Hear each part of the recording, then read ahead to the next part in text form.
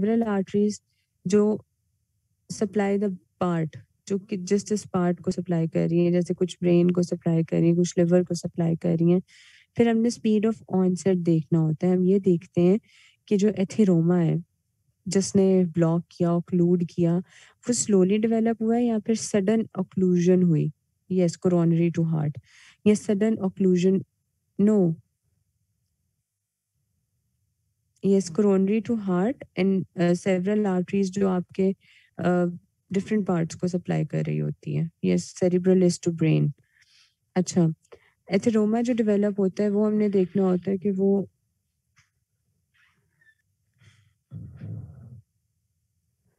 All of sudden हुआ है या फिर ग्रेजुअल हुआ है। ऑल ऑफ सडन मतलब सडनली पेशेंट आया तो एम्बोलाई हो सकता है, और अगर ग्रेजुअली डेवलप हुआ है तो वो थ्रोम्बोसिस में होता है।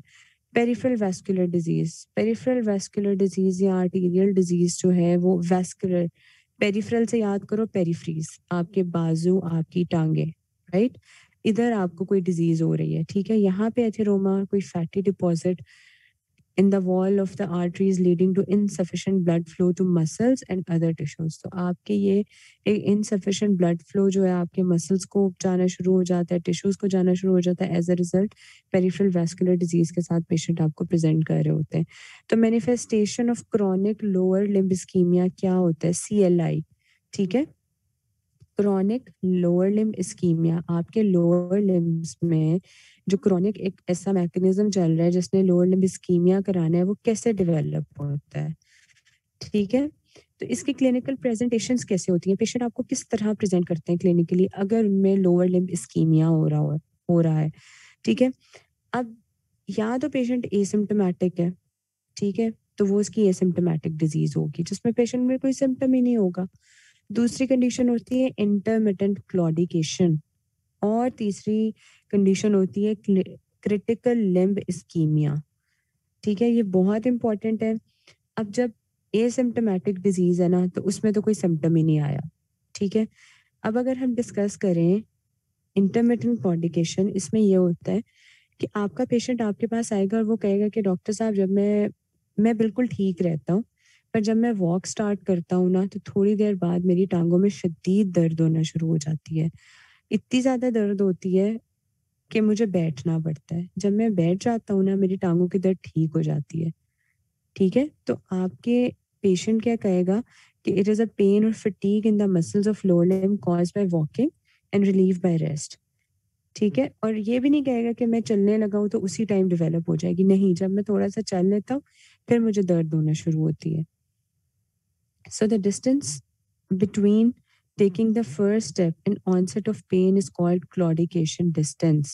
फर्स्ट स्टेप से लेके उस स्टेप तक आपने डिस्टेंस देखना है जब उसको पेन शुरू हुई, इसे कहते हैं claudication distance.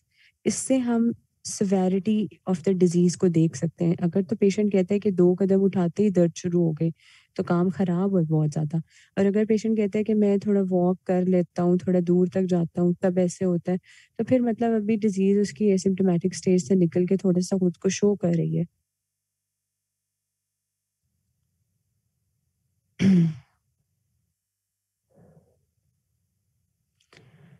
So it must be differentiated from spinal stenosis and Venus claudication. आपने इसे स्पाइनल स्टेनोसिस के साथ साथ वीनस क्लॉडिकेशन से भी डिफरेंशिएट करना होता है।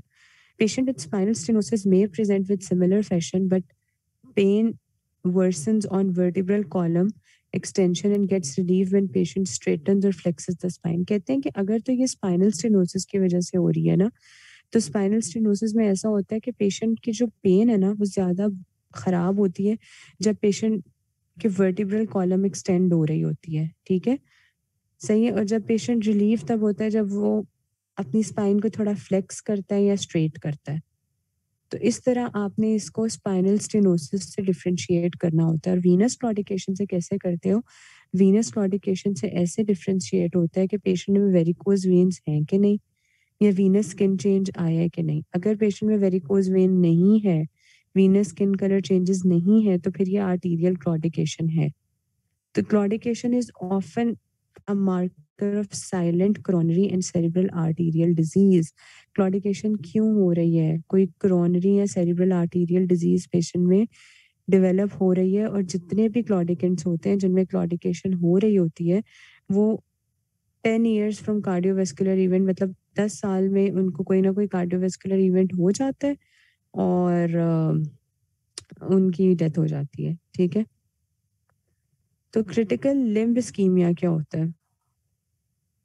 अब क्रिटिकल लिम्ब इस्कीमिया में क्या होता है कि जब इंटरमिटेंट क्लॉडिकेशन स्टार्ट हुई ना, तो वो एक सिंगल लेवल डिजीज थी। अब क्रिटिकल लिम्ब इस्कीमिया में मल्टीपल लीजन्स होती हैं जो different arterial segments of the leg को इन्वॉल्व कर रही होती हैं। ठीक है, अब इसमें क्या होता है कि पहले पेशेंट को इस्कीमिक रेस्ट पे भी पेन हो रहा होता है, टिश्यू लॉस हो रहा होता है in the form of ulcers. देखो ना, बेसिकली हो क्या रहा है, आर्टरी या तो स्टेनोज हो रही है या ऑक्लूड हो रही है। जहां जहां से स्टेनोज हो रही है, ऑक्लूड हो रही है, कम ब्लड जा रहा है। कम ब्लड जा रहा है तो ऑक्सीजन कम जा रही है, ऑक्सीजन कम जा रही है तो हाइपोपरफ्यूजन हो रही है।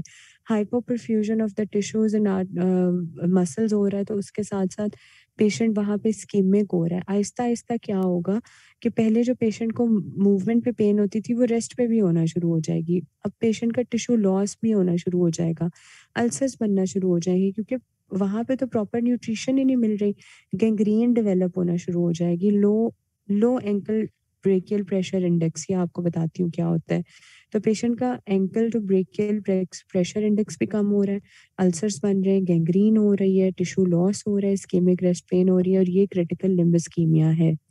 ठीक है, इस्केमिक रेस्ट पेन जो होती है ना, that rest pain typically develops in forefoot and characteristically worse at night. आपके पाँव के अगले हिस्से में जो है ना, ये दर्द होना शुरू होती है और रात के टाइम बहुत वर्स हो जाती है। This is result of reduced perfusion in the skin and subcutaneous tissue, cry of the dying nerves, इसे हम ये भी कहते हैं। ठीक है, क्योंकि वहाँ पे जो स्किन है, वहाँ का जो सबक्यूटेनियस टिश्यू है, वहाँ पे रिड्यूस्ड हाइपोपरफ्यूजन हो रही है, तो उस वजह से वहाँ के जितने भी स्ट्रक्चर्स हैं वो भी कॉम्प्रोमाइज हो रहे हैं। Consequent upon the loss of beneficial effect of gravity and the reduction of blood pressure, cardiac output। अब देखो, रात को पेशेंट लेट गया है, अब ग्रेविटी ने भी नहीं उस टाइम पे अपना कोई काम करना, कि पेशेंट खड़ा था तो ब्लड फ्लो ज्यादा नीचे जा रहा है, तो उस टाइम पे पहले ही उसे वहां पे कोई स्टेनोसिस ऑक्लूजन है, ऊपर से वो लेटा हुआ है, तो और ब्लड या कार्डियक आउटपुट कम हो रहा है, वहां पे इतना ब्लड नहीं जा रहा। तो रात के टाइम जो है ना, ये इस्केमिक रेस्ट पेन बहुत वर्स होती है। पेशेंट की पेन इतनी सिवियर होती है कि वो उठ के बैठ जाता है और अपनी टांगे लटका के बैठता है, तो वो कहता है कि मैं बिल्कुल ठीक हूँ डॉक्टर साहब, जब मैं रात को बैठा रहता हूँ टांगे लटका के, जैसे ही मैं लेटता हूँ मुझे दर्द होना शुरू हो जाती है। और इस वजह से पेशेंट आपको ये हिस्ट्री भी देगा कि वो अक्सर सोफा या चेयर पे बैठ के सोता है। ठीक है, और इसके बैठने की वजह से, हर टाइम बैठे रहने की वजह से उसको डिपेंडेंट एडीमा भी होता है, उसकी लेग्स या फीट में वहां पे एडीमा डेवलप हो जाता है। This increase interstitial tissue perfusion pressure तो फर्दर रिड्यूस आर्टीरियल परफ्यूजन। इसकी वजह से क्या होता है कि एडीमा की वजह से और ज्यादा काम खराब होता है और आर्टीरियल परफ्यूजन जो है वो और कम होना शुरू हो जाती है। मेरी आवाज सबको ठीक आ रही है?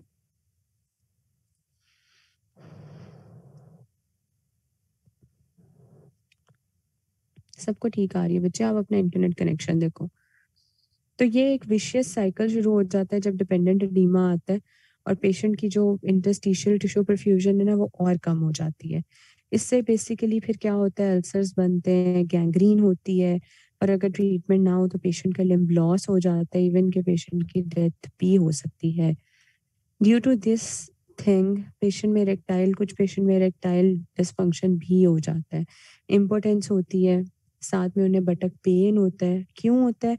क्योंकि जो एओर्टो आइलियक आर्टरीज होती है ना, वो उस पॉइंट पर ऑब्स्ट्रक्शन हो जाता है, जिसे हम लेरिशी सिंड्रोम भी कहते हैं। Impotence can also due to lesion of both hypogastric arteries। अगर आपकी हाइपोगेस्ट्रिक आर्टरीज में स्टेनोसिस हो गया या उसका ऑक्लूजन हो गया, उससे भी इम्पोर्टेंस हो जाती है। सेंसेशन के साथ क्या होता है? Sensory abnormalities usually absent in arterial stenosis, sensations intact रहती हैं। If decrease sensation are found, peripheral neuropathy should be suspected. Patient को कोई सेंसरी एबनॉर्मेलिटी नहीं आएगी, और अगर पेशेंट में कोई सेंसेशन डिफेक्ट्स आ रहे हैं तो आपने पेरिफेरल न्यूरोपैथी को भी ज़रूर सस्पेक्ट करना है, ठीक है? अब आगे आपके signs of chronic lower limb ischaemia क्या होते हैं? अब आपने कैसे ये मेजर करना है कि पेशेंट को सीएलआई डेवलप हो गया है, ठीक है? क्रिटिकल लिम्ब इस्कीमिया, और वो तो हमने देख लिया। अब क्रॉनिक लोअर लिम्ब इस्कीमिया के क्या साइन होते हैं? आर्टीरियल पैल्पेशन, सबसे पहले तो पेशेंट की आर्टरीज को पैल्पेट करो। आप लोग करते ही होगे अभी, डॉर्सैलिस फीडिस आर्टरी को पैल्पेट करते हो, पॉप्लीटियल आर्टरी को पैल्पेट करते हो, फेमरल आर्टरी को पैल्पेट करते हो, सबने की होगी, ठीक है? तो अब इसमें क्या होता है कि distal to stenosis the amplitude of pulse decreased और एब्सेंट। स्टेनोसिस के अगर आप डिस्टली देखो ना, स्टेनोसिस के बाद वाला एरिया जो है वहाँ पे पल्स डिक्रीज होती है या फिर ख़त्म हो जाती है। इसको हम देखते हैं एंकल ब्रेकियल प्रेशर इंडेक्स से। तो ankle to brachial pressure index basically होती क्या चीज़ है? ये रेशो होती है। आपने पहले इसमें क्या करना है, आपने सिस्टोलिक ब्लड प्रेशर लेना है पहले एंकल का, ठीक है? तो मुझे ये बताओ एंकल में कौन सी मेजर आर्टरी पड़ी होती है, जल्दी से बताओ।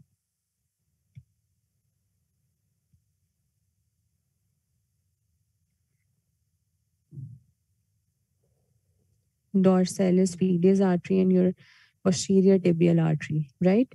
अब इसमें क्या होता है कि आपने पहले सिस्टोलिक ब्लड प्रेशर मेजर करना है एंकल का, उसके बाद आपने सिस्टोलिक ब्लड प्रेशर मेजर करना है अपर आर्म में जो हम ब्रेकियल आर्टरी का देखते हैं।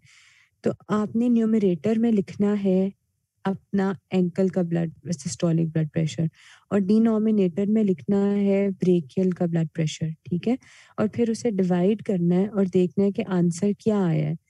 Healthy ankle brachial pressure index जो होता है ना, वो 1 तक होता है, ठीक है? इसका ये मतलब होता है कि that means pressure at the ankle should be at least as high as that in the arm, कि आपका जो एंकल का प्रेशर है ना वो भी आर्म की तरह ही है, ठीक है? जिन पेशेंट्स में इंटरमिटेंट क्लॉडिकेशन होती है ना, उनका एबीपीआई थोड़ा सा कम हो जाता है। वो कितना होता है? वो 0.5 से 0.9 की रेंज में आ रहा होता है। फिर जिनमें क्रिटिकल लिम्ब इस्कीमिया डेवलप होता है ना, उनका तो एबीपीआई 0.5 से भी कम होता है, ठीक है? और अगर किसी पेशेंट में 0.3 तक एबीपीआई आ जाए तो उसका ऐसा मतलब समझो कि उसमें तो इमिनेंट नेक्रोसिस भी शुरू हो गई है। तो ये एबीपीआई इतना इम्पोर्टेंट है, इतना इम्पोर्टेंट है, इतना इम्पोर्टेंट है कि इसके लिटरली एमसीक्यूज आते हैं, और आपको वो क्या कहते हैं वैल्यूज पता होनी चाहिए कि इंटरमिटेंट क्लॉडिकेशन की क्या वैल्यू है, हेल्दी पर्सन में क्या वैल्यू है, और सीएलआई में क्या वैल्यू है, और इमिनेंट नेक्रोसिस में क्या होता है। उसके बाद आप देखो कि क्रोनिक लोअर लिम्ब इस्कीमिया में जिस लोअर लिम्ब में इस्कीमिया डेवलप हो रहा है ना, एक तो वहाँ पे एबीपीआई डिक्रीज हो गया, दूसरा उसका टेम्परेचर भी डिक्रीज हो जाता है, ठीक है? वो वार्म नहीं होता, वो कोल्ड होता है। लेकिन कहते हैं कि वार्म भी हो सकता है अगर रिएक्टिव हाइपरीमिया हो जाए उस वजह से, लेकिन यूजुअली मेजॉरिटी केसेस में कोल्ड होती है। Response to exercise, normal individuals तो होते हैं ना, उनका जो पल्स रेट है ना वो एक्सरसाइज के बाद इंक्रीज हो रहा होता है। पर अगर आर्टीरियल इनसफिशिएंसी होती है ना, तो उसमें क्या होता है कि आपका पल्स जो है वो डिसअपियर हो जाता है या ब्रोई डेवलप हो जाती है एक्सरसाइज के बाद। एट्रोफी होना शुरू हो जाती है। जब इतना इस्कीमिया हो रहा है तो वहाँ पे जितने भी मसल्स हैं, जो भी सारा कुछ है, उसकी एट्रोफी स्टार्ट हो जाती है, ठीक है? सॉफ्ट टिश्यू की एट्रोफी, मसल्स की एट्रोफी, इंटेग्यूमेंट्री चेंजेस, आपके वहाँ पे जो स्किन है उसका भी क्रॉनिक इस्कीमिया की वजह से, हाइपोपरफ्यूजन की वजह से लॉस ऑफ हेयर होना शुरू हो जाएगा उधर से, ठीक है? Thickening foot and thickening of toe start हो जाएगी। Nails due to slow keratin turnover, तो वहाँ के जो नेल्स हैं वो भी थिक होना शुरू हो जाएंगे, क्योंकि केराटिन भी हाइपोपरफ्यूजन की वजह से अपना प्रॉपर साइकिल कंटिन्यू नहीं कर पा रही होती, ठीक है? तो इन्वेस्टिगेशंस क्या करोगे फिर इसमें आप? General investigation in causative factors को देखने के लिए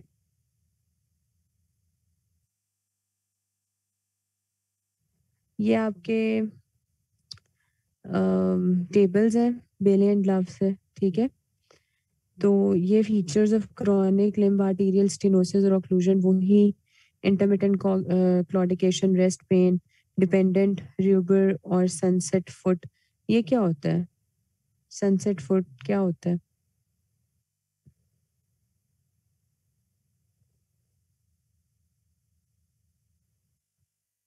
सब जिनके पास भी अभी गूगल एक्सेस है ना, वो ज़रा टाइप करो सनसेट फुट और वो चेक करो कि सनसेट फुट साइन क्या है, ताकि आपको याद रहे।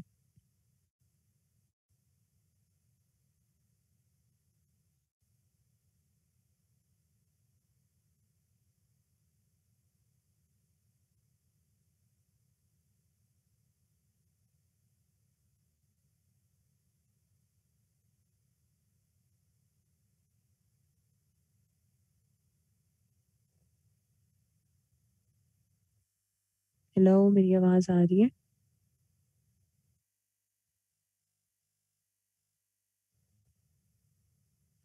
अच्छा, सनसेट फुट साइन में आप पता है क्या करते हो? आप इसे चेक करते हो। कैसे? आप पहले दोनों लेग्स को देखते हो कि पहले फुट है ना, तो फुट पे जो उसका, हाँ, आपने ना बेसिकली रेडनेस देखनी होती है। आप अपने पहले पेशेंट के फुट, दोनों फुट्स को कंपेयर करते हो, ठीक है। उसके बाद आप ये देखते हो कि जो जिसमें पेरिफेरल आर्टरी डिजीज होती है ना, आपने उसको, उस लेग को मतलब जो फुट है जो आपको सस्पेक्ट कर रहे हो कि उसमें पेरिफेरल आर्टरी डिजीज डेवलप हो चुकी है, आप उस लेग को ना पेशेंट से कहते हो या आप खुद उसे ऊपर उठाते हो, ठीक है। आप थोड़ी देर ऊपर उठा के जब वापस रखते हो ना, आप ये देखते हो कि पेशेंट इस क्या चेंज आया है। क्या पेशेंट का वो जो रेड कलर है, जो नॉर्मल हमारे फीट में होता है, एक पिंक टू रेड रेंज होती है, क्या वो पेशेंट का नॉ वापस से रिवर्स आ गया है कि नहीं हुआ, या पेशेंट वैसे ही पेल और इस तरह के फीट के साथ प्रेजेंट कर रहा है। तो जो सनसेट फुट होता है ना, उसमें बेसिकली हमने ये साइन देखना होता है, उसमें ये रेडनेस जो होती है ना, और वो जो नॉर्मल पिंक और रेड रेंज ऑफ कलर जो होता है वो लॉस्ट होता है, या फिर बहुत स्लोली रिवर्स बैक हो रहा होता है। सही है। इसके अलावा आप अल्सरेशन, गैंग्रीन, एबीपीआई को देखते हो, आर्टीरियल ब्रोई को देखते हो, कैपिलरी फिलिंग बहुत स्लो हो जाती है इस केस में, ठीक है।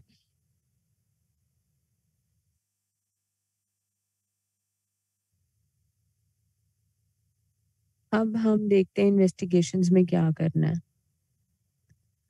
हाँ, वो पिक जो है ना उसके, वो बहुत ज़्यादा खराब हुआ हुआ है pixel.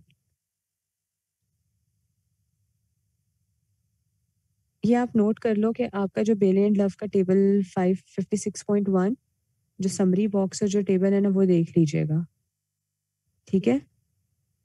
Summary box 56.1 and table 56.1।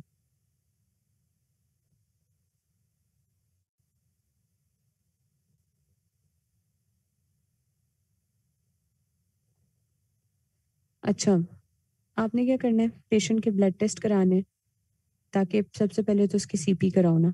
उसमें देखो कि पेशेंट को अनीमिया तो नहीं है, एचबी तो कम नहीं है, डायबिटीज को रूल आउट करो, रीनल डिजीज को रूल आउट करो, पेशेंट का लिपिड प्रोफाइल कराओ, पेशेंट के प्लेटलेट्स को चेक करो, कोagulation प्रोफाइल कराओ, पेशेंट की ईसीजी करो, कार्डियक इको वगैरह ये सब कुछ परफॉर्म कराओ, और देखो कि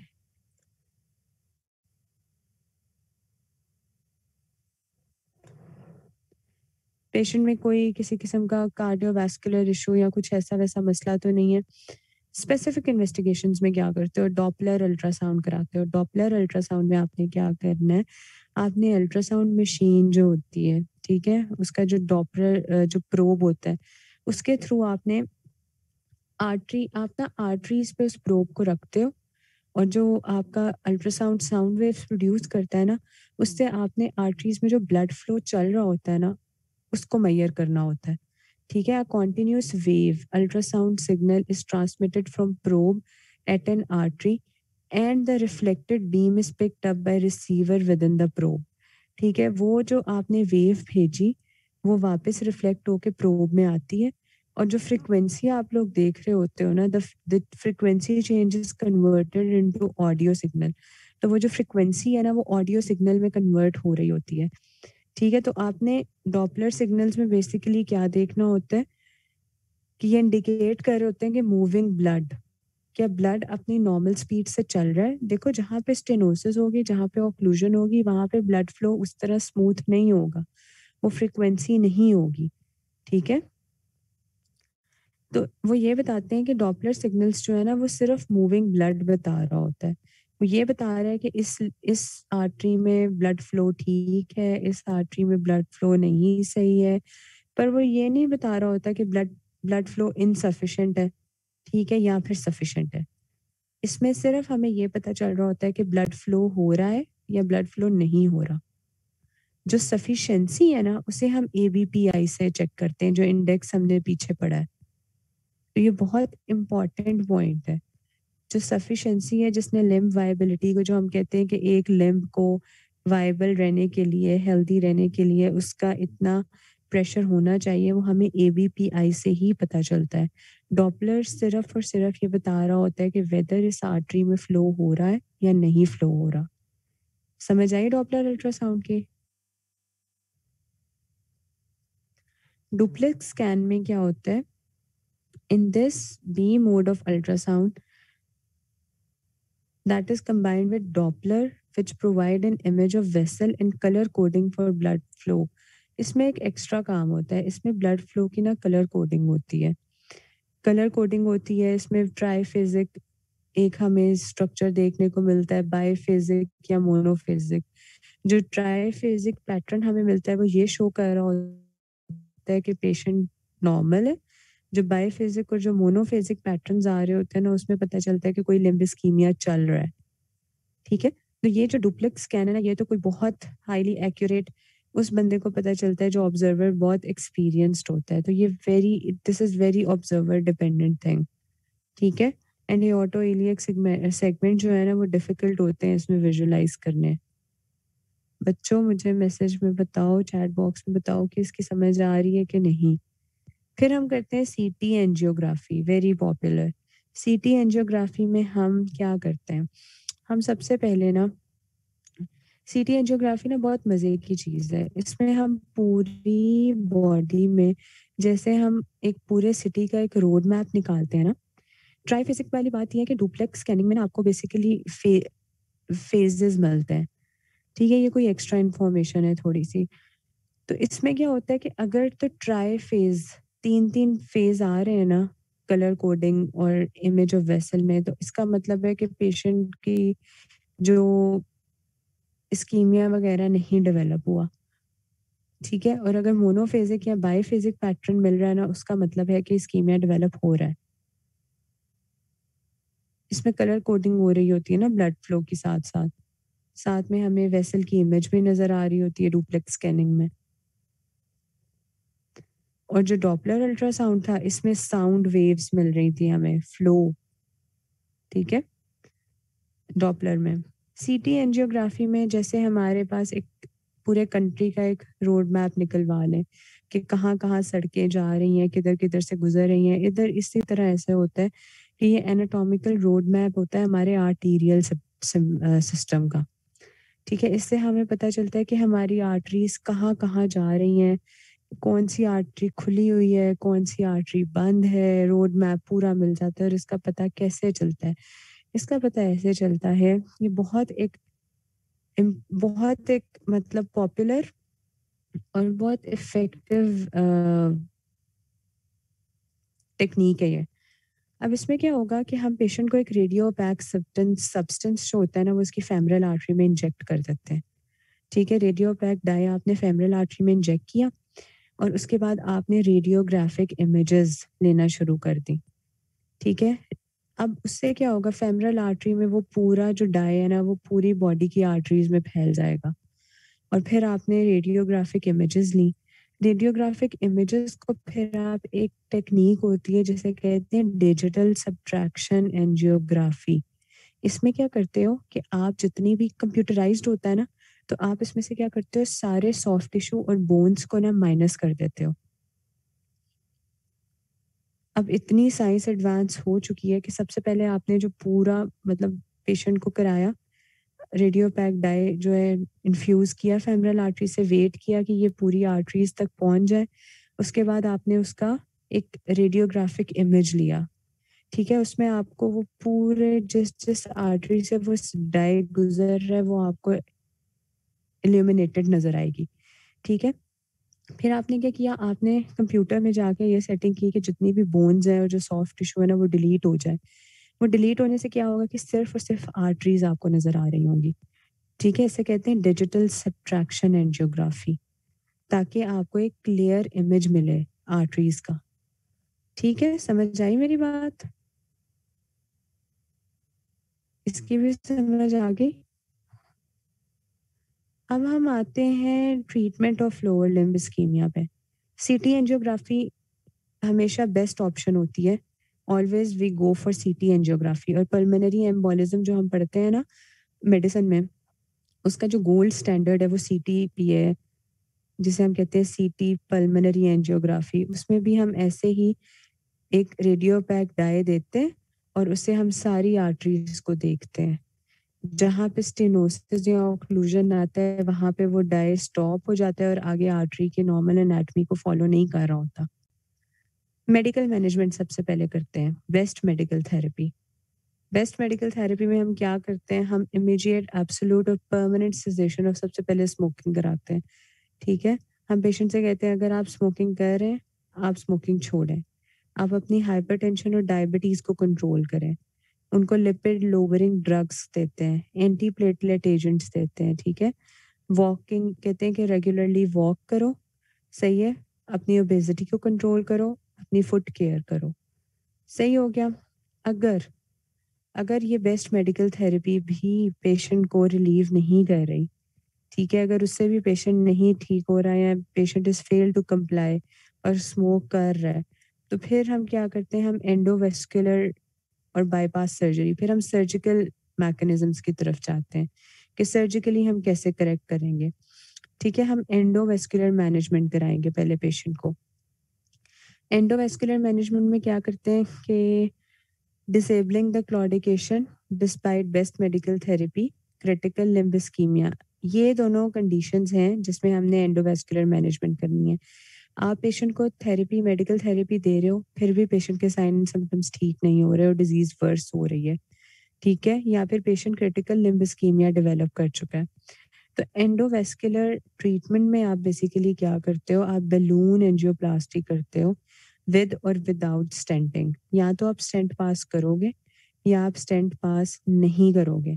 अब एंजियोप्लास्टी में बेसिकली क्या होता है, आपकी जो फेमरल आर्टरी है ना, इसे गौर से सुनना है, ठीक है? आपकी फेमरल आर्टरी को सबसे पहले हम पंक्चर करते हैं परक्यूटेनियसली। जहाँ पे स्किन पे आपको फेमरल आर्टरी पैल्पेट होती है ना, वहाँ पे सबसे पहले आपने लोकल एनेस्थीसिया देना है। लोकल एनेस्थीसिया देने के बाद अपनी आर्टरी को वहाँ पे पैल्पेट करना है। जहाँ पे आपको वो मिलेगी, उधर आपने इंसर्ट करनी है गाइड वायर, ठीक है? आपकी जो गाइड वायर होती है ना, उसे आपने इंसर्ट करना है फेमरल आर्टरी में, which is negotiated through the stenosis under fluoroscope. जो आपकी ये गाइड वायर होती है ना, ये एक इसमें सब्सटेंस होता है शाइनी, फ्लोरेसेंट होती है, तो फ्लोरोस्कोप से हम उसे देख रहे होते हैं, ठीक है? एक बैलून कैथेटर होता है, उसे हम इंसर्ट करते हैं गाइड वायर के ऊपर, ठीक है? और जहाँ पे आपको स्टेनोसिस या ऑक्लूजन नज़र आ रही है ना, आपने उस गाइड वायर को उस एरिया तक लेके जाना है। जब आप पहुँच गए स्टेनोज़्ड एरिया पे, ठीक है? आपने वहाँ पे क्या करना है, बैलून को इन्फ्लेट करना है हाई प्रेशर में, ठीक है? उस मतलब बैलून को फुलाना है आपने उधर जाके, इन्फ्लेट करना है और आपने 1-2 मिनट के लिए उसे इन्फ्लेट रखना है और फिर डिफ्लेट कर देना है। इससे आप क्या करोगे, आप स्टेनोसिस वाले एरिया को डायलेट करोगे, सही है? बैलून वहाँ जाके जब इन्फ्लेट होगा ना, तो वो उस स्टेनोसिस वाली आर्टरी को डायलेट कर देगा। सही हो गया? Dilation, satisfactory dilation of lesion is confirmed by performing angiography. उसके बाद आप फिर एंजियोग्राफी करोगे, सीटी एंजियोग्राफी, और उसमें देखोगे कि क्या डायलेशन हुई या नहीं हुई। ठीक है, समझ आ रही है? एक्यूट आर्टरी एक्लूजन हम कल पढ़ेंगे, एटलीस्ट इसकी तो मैनेजमेंट पढ़ लो, यहाँ तक पढ़ लो बस। फिर एंजियोप्लास्टी जो है ना वो बहुत सक्सेसफुल है आइलियक और फेमरोपोप्लीटियल लीजन्स के लिए। ठीक है, और अगर नी के नीचे वाले स्ट्रक्चर्स को देखें ना तो वहाँ पे बेसिकली ये बैलून और गाइड वायर ये इतना ज़्यादा सक्सेसफुल मेथड नहीं है। ठीक ठीक हो गया।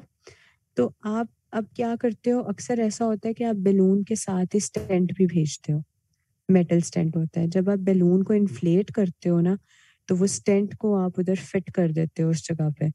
जितना आप बैलून को इन्फ्लेट करोगे, बैलून के साथ ही स्टेंट लगा होता है, तो उधर जितना बैलून इन्फ्लेट होता है साथ ही स्टेंट भी उधर ही लग जाता है स्टेनोसिस वाले एरिया में। तो जब आप बैलून को डीफ्लेट करते हो ना तो स्टेंट उधर ही रह जाता है, तो स्टेंट उस एरिया को खोल के रखता है। ठीक है, metal stents can be use to hold the lumen open. तो ये आपने कर ली एंजियोप्लास्टी। एंजियोप्लास्टी की समझ आई? सर्जिकल ऑपरेशंस, उसके बाद आप सर्जिकल रीवैस्कुलराइजेशन कैसे करते हो? Surgical operations are reserve for patient. नहीं, कुछ केसेस ऐसे होते हैं जिसमें जब हम बैलून को डिफ्लेट करते हैं ना, इन्फ्लेट करते हैं 1 से 2 मिनट के लिए, तो वो स्टेनोज्ड एरिया जो है ना वो डायलेट हो जाता है। जिन केसेस में हमें उम्मीद होती है कि वो दोबारा से वापस स्टेनोज हो जाएगा, उधर हम मेटल स्टेंट्स डाल देते हैं। ठीक है, तो जो सर्जिकल रीवैस्कुलराइजेशन होती है ना, ये सर्जिकल ऑपरेशन होता है जो सिर्फ उन्हीं पेशेंट्स के लिए हमने रखा होता है जिनमें सिवियर सिम्टम्स आते हैं। जहाँ पे आपने एंजियोप्लास्टी की है वो फेल हो गई है, या जिनमें हम एंजियोप्लास्टी कर ही नहीं सकते। सर्जिकल रीवैस्कुलराइजेशन में हम क्या करते हैं, एंडोरेक्टमी, एंड आर्टरेक्टमी या फिर बाईपास प्रोसीजर्स। सबसे पहले हम देखते हैं एंड आर्टरेक्टमी क्या होती है। Endarterectomy is the direct removal of obstructive plaque from arterial segment and it is best applied for focal lesions in large caliber vein vessels. अगर large caliber arteries हैं जो काफ़ी large ल्यूमेन की हैं, उनमें अगर कोई प्लाक पड़ा हुआ है, ठीक है, आप उसमें एंड आर्टरेक्टमी करते हो। क्या करते हो, उस प्लेक को जाके रिमूव करते हो। ठीक है, ऑब्स्ट्रक्टिव प्लेक को, उसे कहते हैं एंड आर्टरेक्टमी। लेकिन बाईपास बाईपास प्रोसीजर्स में आप क्या करोगे, आप आर्टरीज के दरमियान में एक ऐसा रास्ता बनाओगे जो दो आर्टरीज को जिनका पहले कनेक्शन नहीं है उन दोनों का कनेक्शन बनाएगी। ठीक है, एक तो होती है एओर्टो आइलियक ऑब्स्ट्रक्शन। अगर तो पेशेंट को एओर्टो आइलियक ऑब्स्ट्रक्शन हो गई, ठीक है, एओर्टा से आइलियक आर्टरीज आ रही होती है ना, तो एओर्टा से आइलियक आर्टरी के दरमियान का रास्ता ऑब्स्ट्रक्ट हो गया, तो अब आपने एओर्टा से कैसे अपनी लिम्स की आर्टरीज को जोड़ना है, तो आप बाईपास करोगे। हाँ बिल्कुल अलीना, ऐसे ही होता है।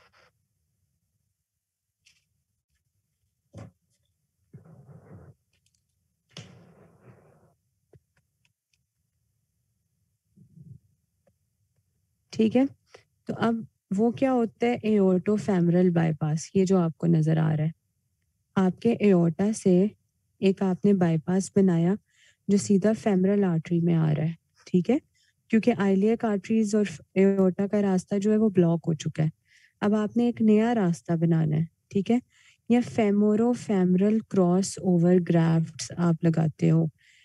फेमोरो फेमरल, ये देखो समझो प्लैक इधर है, इस साइड की आइलियक आर्टरी में, ठीक है, और इस साइड की आइलियक आर्टरी बिल्कुल ठीक है। तो इसका आपने क्या करना है, आपने इस फेमरल आर्टरी से एक ग्राफ्ट बनाना है और उस रास्ते को दूसरी फेमरल आर्टरी तक ले जाना है जो ऑक्लूड है। अब ब्लड यहाँ से इधर भी जा रहा है, ठीक है, या फिर आप इलियो फेमरल क्रॉस ओवर ग्राफ्ट बनाते हो। ऑब्स्ट्रक्शन की साइड से पीछे जहाँ पे ब्लड पहुंच रहा है उधर से रास्ता बनाओगे फेमरल आर्टरी तक, दैट विल बी इलियो फेमरल। ठीक है, और कुछ केसेस में आप एक्सिलो फेमरल ग्राफ्ट भी बना सकते हो, एक्सिलरी आर्टरी से लेकर फेमरल आर्टरी तक आपने कोई एक रास्ता बनाना है, ठीक है। In superficial femoral and profunda femoris artery obstruction, femoral popliteal bypass graft and profundoplasty, ये दोनों प्रोसीजर्स हम सुपरफिशियल आर्टरीज के केस में करते हैं, ठीक है। और अगर आपकी ऑब्स्ट्रक्शन पोप्लीटियल आर्टरी मतलब आपकी नी से नीचे हो गई है, तो उस कंडीशन में आप क्या करोगे? इस कंडीशन में कह रहे हैं कि ऑपरेशंस जो होते हैं ना उनका कोई फ़ायदा नहीं होता, क्योंकि इसके नीचे बहुत स्मॉल डायमीटर की वेसल्स होती हैं, ठीक है। प्रोफंडा फेमरिस आर्टरी की फिर आप जैसे एंजियोप्लास्टी कर रहे थे, फिर इसमें बलून को पास करके उस स्टेनोसिस को रिमूव करोगे, इन्फ्लेट करके, उसे प्रोफंडोप्लास्टी कहते हैं। प्रोफंडा फेमरिस आर्टरी में आप बलून को सेंड करते हो और उसे इन्फ्लेट करते हो और स्टेनोसिस वाले एरिया को लाइक रिजॉल्व करने की कोशिश करते हो। ऑब्स्ट्रक्शन बिलो पॉप्लीटियल आर्टरी, यहाँ पे पॉप्लीटियल और नी वाले एरिया से नीचे जितनी भी आर्टरीज है ना वो बहुत स्मॉल डायमीटर वाली वेसल्स हैं, पतली पतली वेसल्स हैं, ठीक है। इसमें आप क्या करते हो? इसमें आपकी सर्जिकल प्रोसेस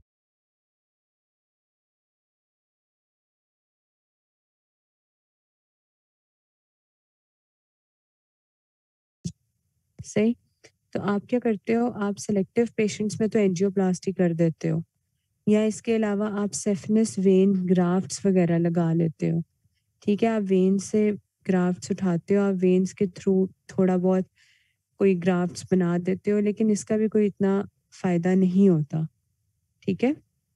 और कहते हैं कि अगर आपको वेन्स के ग्राफ्ट भी नहीं मिलते ना, तो आप प्रोस्थेटिक पॉलीटेट्राफ्लोरोइथाइलीन ग्राफ्ट को भी यूज़ कर सकते हो, ठीक है। जो लेस कंपेयर जो जिनकी पेटेंसी रेट जो है वो वैसे तो वेन्स के मुकाबले में कम होता है, लेकिन जब आपकी वेन्स अवेलेबल नहीं होंगी, आपको फिर भी कोई ना कोई बाईपास करने के लिए मतलब मेथड चाहिए होगा, तो आप पीटीएफई ग्राफ्ट्स को भी यूज़ कर सकते हो। सो एक्यूट आर्टीरियल ऑक्लूजन हम बाद में करेंगे। यहाँ तक आज के लिए काफ़ी है। आई होप सो आप सबको समझ आया होगा।